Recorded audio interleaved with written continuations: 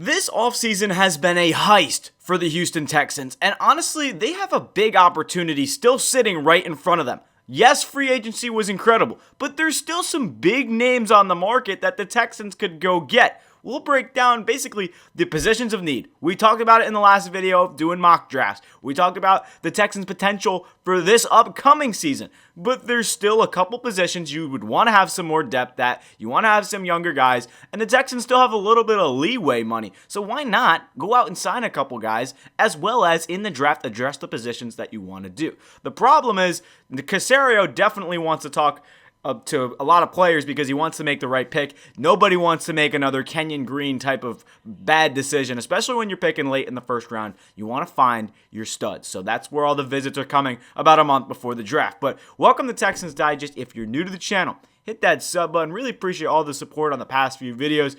Comment down below. Basically, if you think that any of these possibilities could happen for the Texans in terms of getting this kind of depth, I feel like Caserio is done.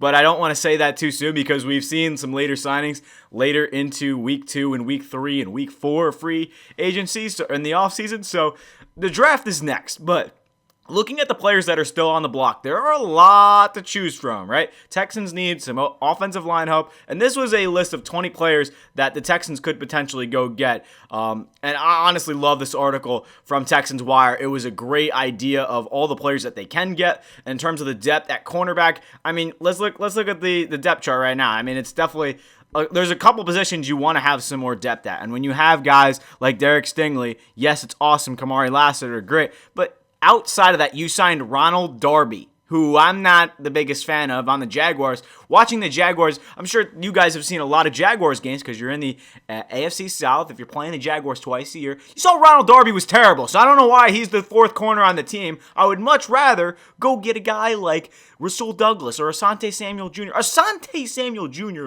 right now is 25 years old, a former second-round pick. He's not signed. I don't know why. But the Texans can easily scoop him up, a 1-year prove-it deal, because he should have gotten offers by now. I don't know if he's still picking between teams or what the real decision is, but he's a good player, so I don't see the problem of why he's not on a team. Maybe it's locker room problems. I'm really not sure. Let me know. But overall, the Texans have a lot of things that they can do with the amount of players left in free agency. Yes, I already said most of their mind and clockwork will be on, okay, who are we picking? We have a month before the draft. Let's figure this out. So Caserio seems to be in the lab. They have a lot of visits already with players. So that's kind of where most of their time is going to. But look at the amount of names that are on this list. You have wide receiver, a need. Offensive tackle, a need. Offensive guard, another need. Safety, you need some safety depth, right? Hey, why not? C.J. Gardner-Johnson, great pickup. You got Jimmy Ward is getting on the end, so that's why they got Gardner-Johnson. Kalen Bullock, a huge, great standout safety who was going to be a cornerback last year, but why not get some more depth, right? Mike Hilton, I know he's not the best coverage guy, but maybe you bring him in for some blitz situations. You get some depth, right? Julian Blackmon, Justin Simmons, a big name. I know he's kind of had a couple 1-year deals. He played with the Falcons. He played a lot of time with the Broncos, and he was a top safety for a while, so I don't know if the production has just dipped off that much to where no teams are interested, but honestly, I don't mind going out and getting Justin Simmons. Justin Simmons is a beast, and to have him as a rotational piece at safety or can move him down as a cornerback, or I don't know, you might be able to put him everywhere. The number one name I'm loving right now is Kyzir White. White is an absolute monster, and there's no reason he really shouldn't be signed. That's just my opinion, but great tackling machine. Could work a little bit on the coverage. Run game, tackling has been his biggest kind of weakness as far as what I've seen, but I could be totally wrong. Let me know your thoughts on all these players and if the Texans should go out and get any of them. But overall, I'm a big fan of, I don't think there's really one player that you really shouldn't address on this list. Maybe if we're looking at wide receiver, yeah, Diggs is probably not going to come back. Maybe a 1-year prove it. I mean, he's looking at other options, though. He's going to be picky with his money. I mean, if Diggs really wanted to come back, I really wouldn't care. But Amari Cooper, Keenan Allen, I'm like this on. I wouldn't really care to get any big name old wide receivers unless they're like a younger guy. Boyd can be a good veteran like Robert Woods was for the team, but there's too many other bigger names on that list that I would rather get, like a guard, like a receiver, and a defensive tackle. I mean, you need a Z wide receiver to line up on the other side of Nico Collins, because Christian Kirk is going to play the slot. When you look at this depth chart right now, wide receiver, it's Nico Collins, Christian Kirk, and then who's going to play the 3? So that's where the draft will probably go in, and they'll probably get Royals or somebody in the middle of the rounds, unless they take a receiver in the first round if Ibuka falls somehow. We'll see. But, I mean, the offensive line has been a problem. You see Cam Robinson, Laken Tomlinson. Yes, there's not many big names there. I do think it'll, regardless of the situation and trading away their best tackle, if you think that the Texans trade away their best tackle, yes, they traded away their best tackle, but it was a plan for the future.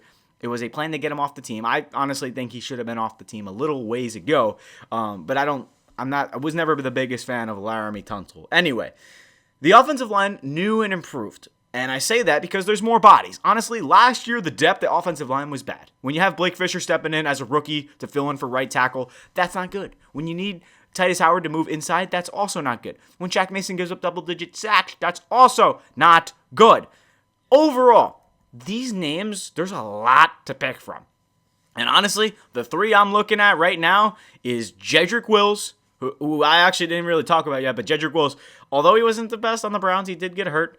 He had a good rookie year. He kind of fell off after that, but there's no reason you can't sign him to a 1-year contract and have him fight for the roster spot in terms of Cam Robinson. Cam Robinson's probably a little bit above par, but 25 years old. He's a tackle. He's coming off a rookie contract who's nobody's going to offer him a deal.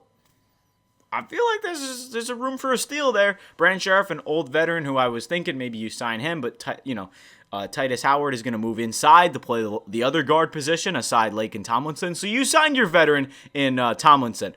I was thinking maybe Dalton Reisner, Will Hernandez. There's a lot of things to pick from. I mean, I was also looking at other possibilities in terms of where Will Fry went. He signed a massive deal with the Vikings, but overall, there's a lot of names here. And to be completely fair, there's no reason the Texans can't go out and get any of these players.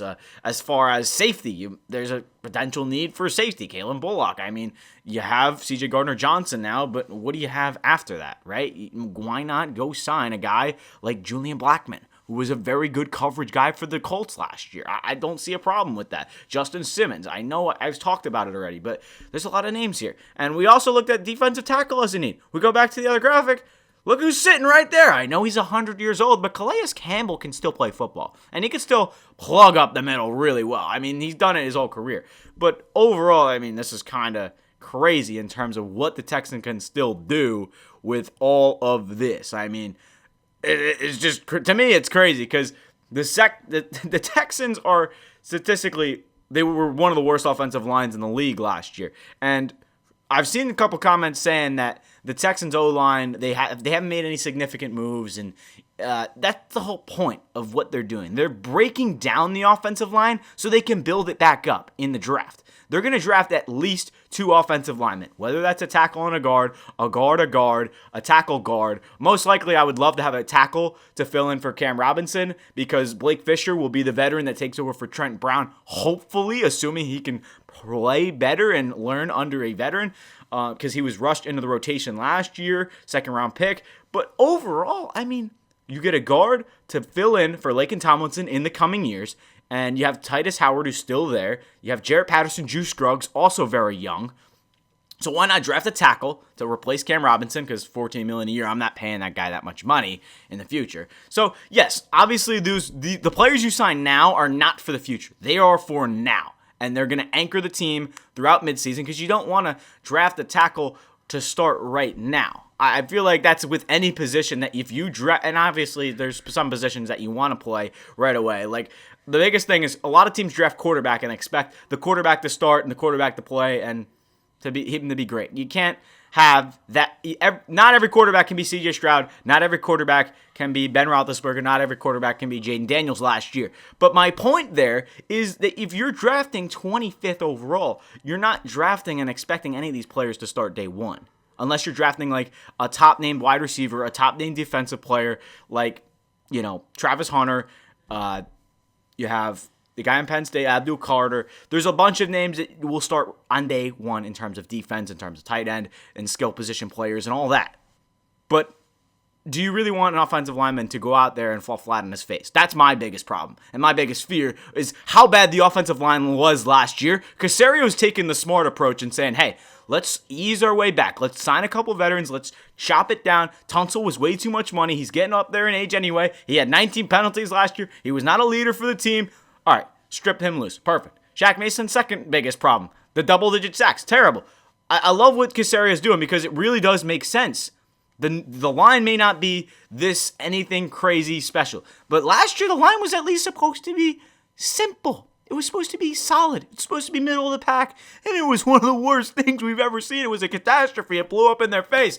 So, still a lot to look forward to in terms of what the Texans do. And I don't think signing any of these players is a bad idea. It's just depth. And if you could sign them for cheap, because we're in week 3 of free agency now, there's no reason, if they still want to play football, there's no reason they wouldn't take a 1-year contract unless you're a stingy veteran like Stephon Diggs or Amari Cooper that want $10 million a year. Like that was with Cam Robinson we saw. He wanted around $14 million a year and demanded it, and the Texans gave it to him. It's a 1-year deal, so I'm not worried about it. So if any of those players are demanding that kind of money, I mean, I wouldn't necessarily do that. But Nick Chubb, another guy who people are saying we need to fill a running back position, why not go get Chubb?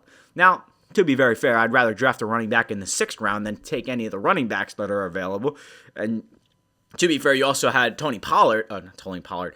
You had Rico Dowdle, who was great on the Cowboys last year. He got signed for big money, as well as a couple other guys. In terms, Miles Sanders actually got signed as well. But my point here is, with the amount of free agents left, with the amount of depth the Texans still kind of need, and I feel like I'm kind of repeating myself, so apologies, but there's no reason to not sign these guys on cheap contracts. So there's my piece. I said my story. This is the video. Free agency is here. But you guys, just let me know. Is this a dumb idea, or are we just worried about the draft now? Am I crazy for thinking that this is a bad idea? I think it's a pretty good idea.